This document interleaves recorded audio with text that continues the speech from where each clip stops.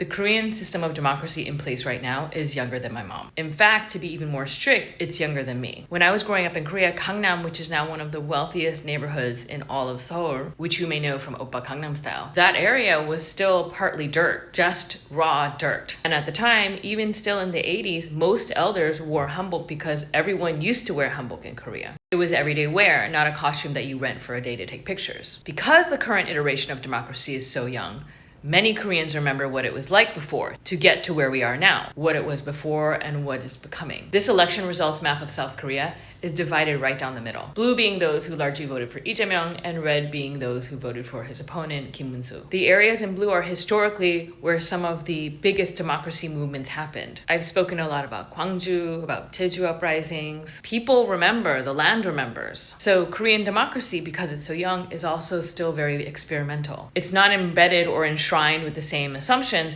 that some democracies have that have been around way longer. For instance, maybe you've come across some of the wild ways they announce the election results. So democracy in Korea is still shaping, and the people, we know that we are the ones that are shaping it. That's why in December, when Yoon declared martial law, we said, no way, we will not let this happen. And it was the mobilization of the people that got him impeached. Because we're not making assumptions like, oh, we've always done it that way, so we must always do it now. We don't have that same extended history. What we're trying to figure out in Korea is what works, not do what we've always done. So we have an advantage there. We have an advantage of being new and creative with democracy. But because of those very same reasons, there are many aspects of Korean democracy that are impressionable. And unfortunately, impressionable by empire, especially the one that is occupying it, the US empire. So for those around the world that have older democratic systems, like in the United States empire, remember through studying history, talking through elders, how democracy should be shaped by the people, not by the few who hoard the power. From the young democracy of Korea,